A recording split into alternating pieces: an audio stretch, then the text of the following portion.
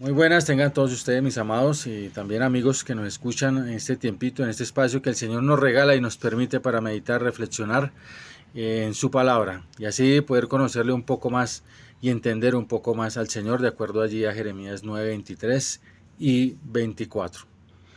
Generalmente nosotros sentimos en el transcurrir de nuestras vidas muchas tristezas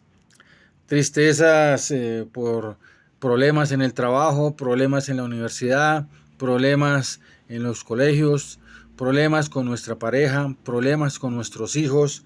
A veces cuando perdemos el trabajo nos entristecemos, eso nos genera tristeza, congoja.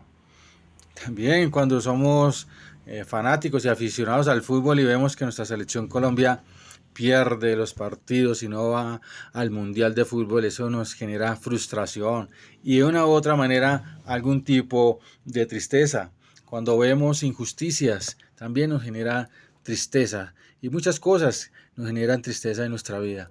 Pero hoy vamos a hablar de una tristeza diferente, de un llorar diferente, de acuerdo allí en las bienaventuranzas que venimos hablando ahora. La vez pasada vimos bienaventurados los pobres en espíritu. Bien, de acuerdo a Mateo capítulo 5 versículo 3, hoy vamos a mirar Mateo 5 versículo 4, bienaventurados los que lloran, bienaventurados los que lloran porque ellos recibirán consolación. Entonces hoy vamos a mirar bienaventurados los que lloran, los que están acongojados, los que están desilusionados, defraudados. ¿Pero por qué causa? Tal vez el Señor está colocando un orden progresivo allí en el Sermón del Monte. ¿Por qué no colocó primero los que lloran y luego los que están pobres en espíritu? Porque traemos un orden ascendente que después lo vamos a explicar. Necesitamos primero sentirnos pobres espiritualmente con nada que poderle ofrecer a Dios, absolutamente nada bueno podemos ofrecerle al Señor para nuestra salvación. Eso nos va a generar una actitud frente al pecado. ¿Qué nos ha generado esa pobreza tan grande delante de Dios? El pecado que mora en mí. El pecado que mora en usted, el pecado que mora en nosotros, nos genera esa miseria, esa pobreza absoluta delante de Dios. Eso nos genera desilusión, eso nos genera defraude, congoja, el entender el accionar del pecado en mi vida. Entender que el pecado es poderoso, es engañador, pero en el momento de reconocer nuestra pobre condición y sentir ese dolor de desconsuelo, eso nos debe generar un llanto infinito. Un llanto infinito porque estoy apartado de Dios, porque no tengo nada que ofrecerle al Señor. Eso es lo que hace el pecado y a eso es lo que se refiere esta bienaventuranza. Bienaventurados los que entienden el poder del pecado y la condición que sienten frente al pecado y el pecado que mora en ellos.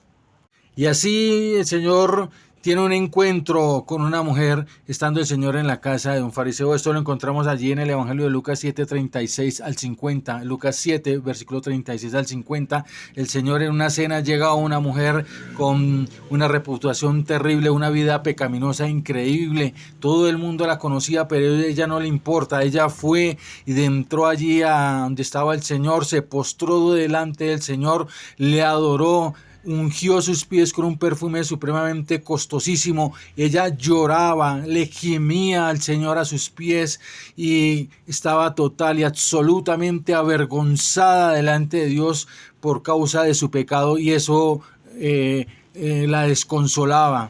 Lloraba sin consuelo. Y el Señor Jesús, al ver a esta mujer, su pobreza espiritual y su dolor expresado en llanto, el Señor la consoló. Y el Señor la perdonó. Le perdonó los pecados. Vete, tus pecados están perdonados. Tu fe te ha salvado, le dice el Señor Jesús a esta mujer. Ella sentía el dolor del pecado en su vida y por eso lloraba, porque sentía que estaba lejos y apartada de Dios. Hoy, mis amados, queremos reflexionar sobre la actitud que nosotros tenemos frente al pecado. ¿Qué actitud tenemos frente al pecado? ¿Nos gozamos en el pecado? ¿Nos levantamos a ejercitarnos en el pecado? Si pecamos bien, si no pecamos también, esa es nuestra actitud. ¿Es el pecado liviano frente a nuestros ojos? Porque frente a los ojos de Dios no es liviano el pecado. El pecado nos debe generar en nosotros un gran dolor y humillarnos delante del Señor cuando pequemos por accidente, porque somos hijos de Dios. Y pedirle perdón al Señor, clamarle su socorro, su misericordia y decirle al Señor: Señor, ayúdame a morir al viejo hombre que me está llevando a pecar contra ti. Y si usted aún no conoce al Señor y no entiende lo que el pecado está haciendo en su vida, de pronto este sea el momento para que usted se incline allá en su habitación o incline su corazón y su mente y su vida delante de Dios y le pida perdón por sus pecados y le pida que le dé salvación, que le dé una oportunidad de vida eterna, que le dé una vida con propósito, un nuevo nacimiento, un nuevo comenzar, una nueva vida apartada del pecado, porque muchas veces el pecado nos frustra y nos entierra acá en esta tierra histórica y biológica, pero también nos condena en la vida eterna. Por eso el Señor dijo: yo soy la verdad, el camino y la vida. Nadie viene al Padre sino a través de mí.